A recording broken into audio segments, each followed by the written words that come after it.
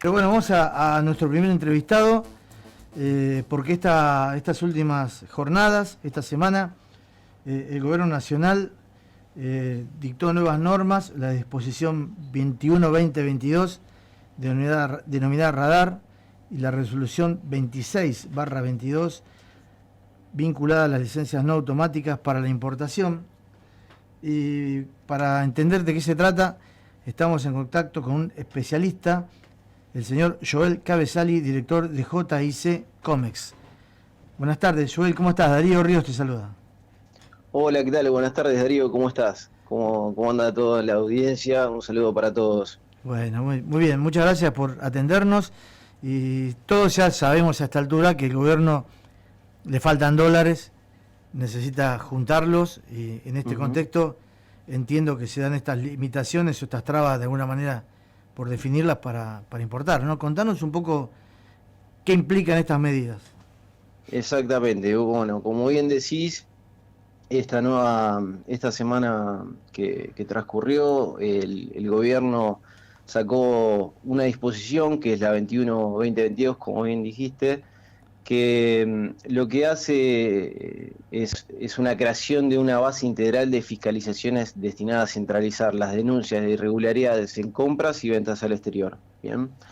El objetivo de esta denominada base de datos llamada Radar es verificar el precio declarado de las mercaderías de importación y exportación que concuerde con mercaderías idénticas o comparables para poder detectar desviaciones en los valores declarados. Bien. Ajá. Ahora, para bajar a piso un poco esta disposición, en sí lo que hace a la aduana y la FIP es chequear que, por ejemplo, no haya una subfacturación o una sobrefacturación, tanto en importación como en exportación. Bien.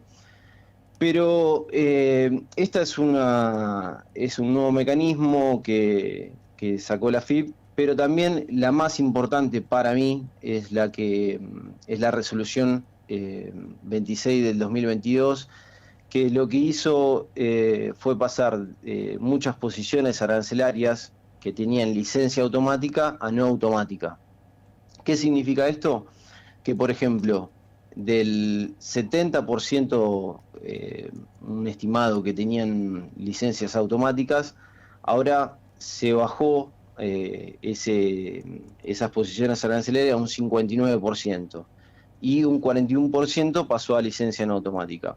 ¿Qué hace esto? Por ejemplo, vamos a suponer que tenemos una posición arancelaria que sean auriculares Bluetooth, ¿no? Ajá. Que era licencia automática, la pasaron a licencia no automática.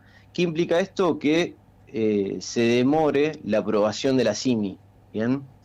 Ejemplo, una licencia automática que la aprobaban en 24 o 48 horas, hoy al pasar la licencia no automática te puede demorar de una semana, 3 meses, 4 meses. Entonces no tenés una previsión, tanto sea de aprobación de la CIMI, como por ende el giro de divisas. Es decir, no vas a poder acceder al mercado único libre de cambios porque no tenés la CIMI aprobada. Claro. ¿Y esto Entonces, tiene que ver sí. con alguna especie de no competencia con cosas que se producen en Argentina, o ya estamos en una instancia en que se califican algunos productos como suntuarios?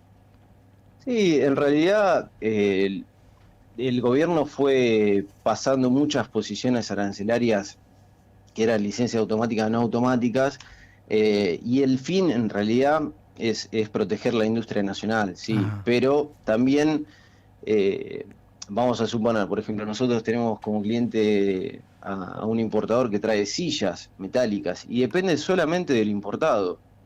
Entonces, ¿qué pasa? Esa posición arancelaria es licencia no automática. Presentamos nosotros la CIMI, luego presentamos la licencia en automática que se hace por solicitud de contacto, que es por medio de la página de FIP, que es el único medio que vos tenés para contactar a la Secretaría de Comercio. Se han presentado solicitudes de reclamos, solicitudes de audiencias, que muchas veces no las atienden. Entonces, ¿qué pasa? No les queda otra al importador que presentar una medida cautelar.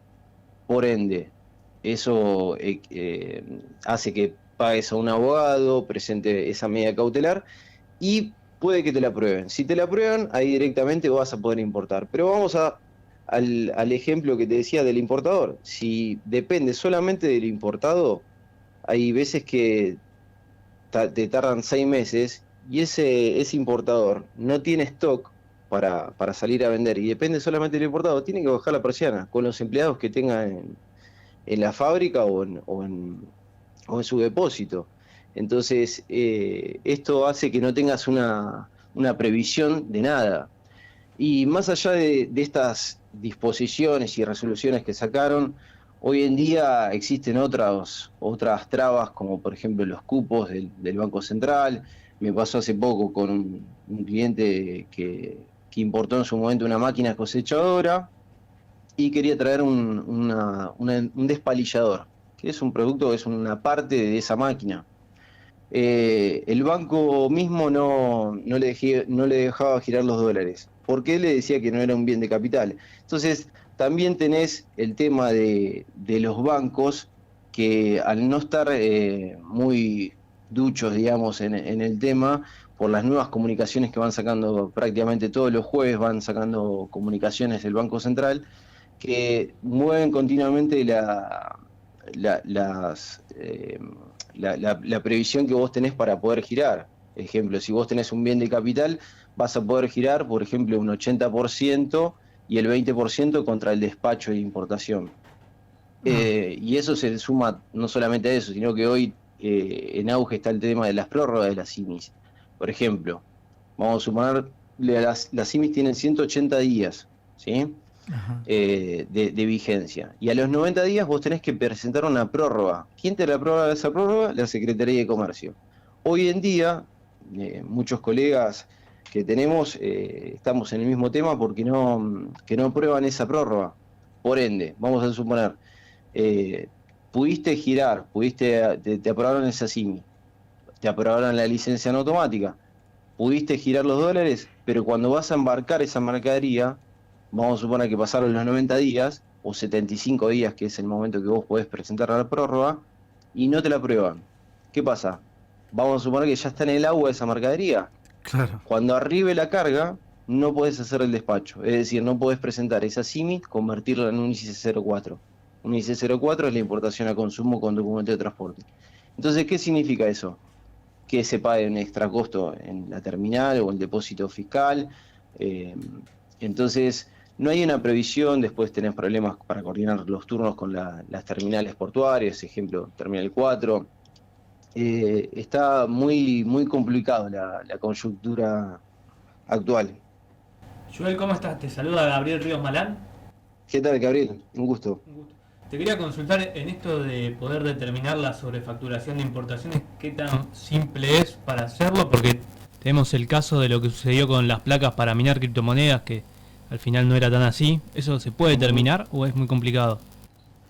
Si se puede determinar, sí, sobrefacturación. La aduana tiene antecedentes de las posiciones arancelarias. Por ejemplo, eso va por la 8471, una posición arancelaria que habla de las placas, ¿bien? Esas placas, ejemplo, vamos a suponer que vos querés importar, sos importador, Gabriel, y querés traer esas placas de video. Para la aduana, por ejemplo, un modelo, vamos a suponer una marca tal, con un modelo 3070, vamos a poner, ¿no? La aduana tiene antecedentes de importaciones con esos modelos. Entonces, para la aduana va un rango de precios vamos a suponer, de 80 a 100 dólares. Pero si otro importador quiere importar ese mismo producto a 200 dólares, ya ahí se prende una alarma. Por ende, esta medida del radar va aplicado a ese tipo de operaciones. Se va a hacer un foco más exhaustivo en lo que es la valoración de las mercaderías, ¿sí? Para que no haya justamente esa sobrefacturación o esa subfacturación. Aduana tiene antecedente de todo, entonces va a ser el foco ahí y eso hace que te pidan en el sector de valoración de importación de la aduana, emiten una alerta, digamos. Entonces se hace foco sobre ese despacho de importación que tengas. Claro, en ese caso también es complicado porque depende mucho de la oferta y la demanda, no el precio de las placas. Exactamente.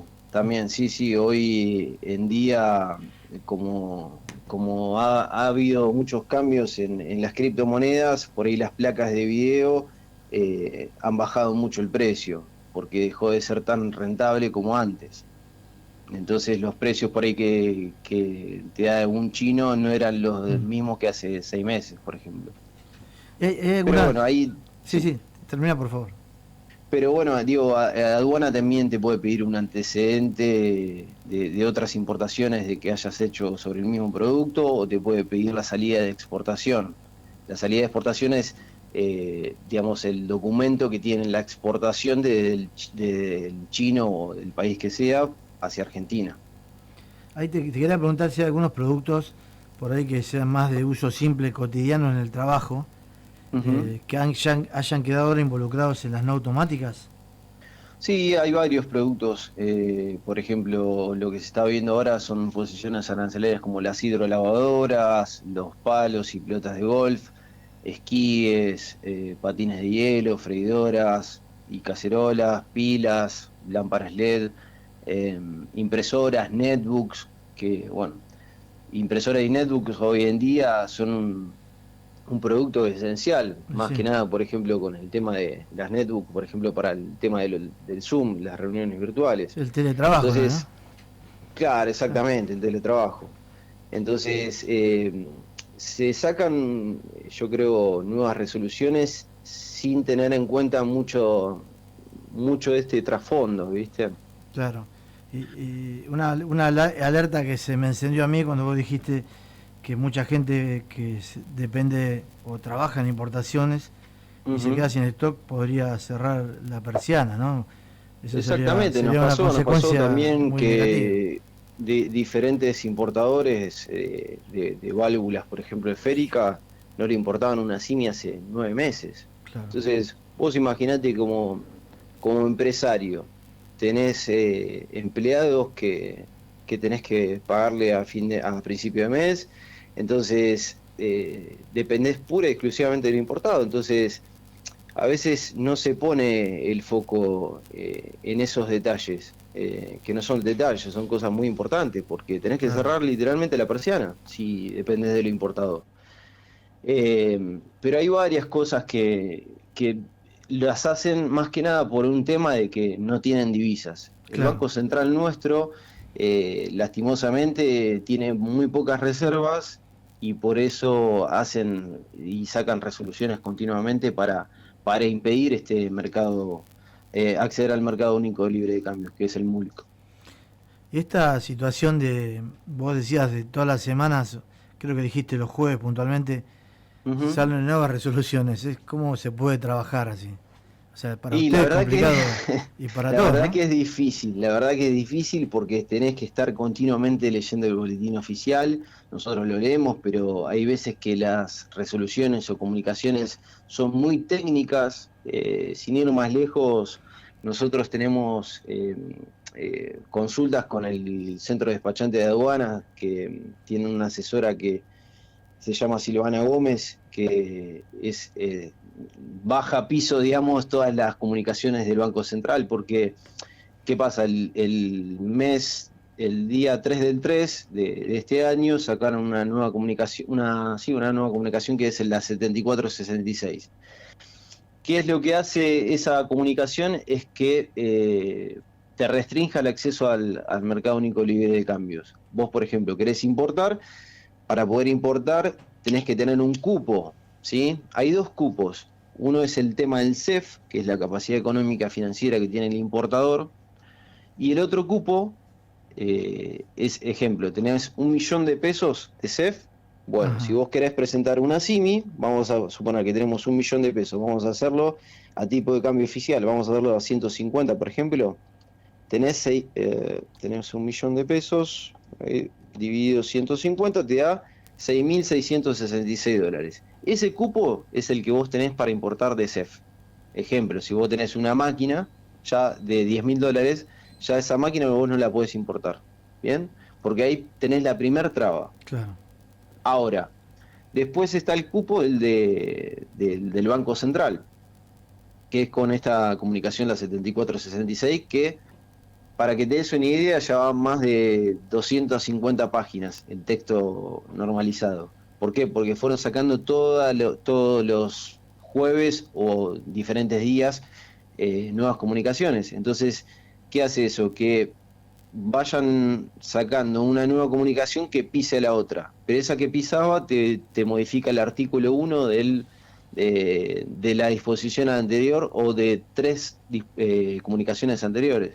Entonces se hace muy engorroso el día a día y hay muchas consultas que a veces no quedan claras porque no supieron redactarla bien a esas comunicaciones. La verdad que el comercio exterior tiene una vorágine que hace que estés actualizado continuamente. Porque de una semana, por ejemplo, hace poco pasó también que salió una nueva resolución para el régimen de courier, que bajaba de $3.000 a $1.000 el importe que vos puedas girar por cada operación que gires, ¿sí? Y hasta $50. Le ha pasado a muchos importadores que traían por régimen de courier y eso hizo que de lo que tenían en viaje, sacaron esta comunicación el 23/9.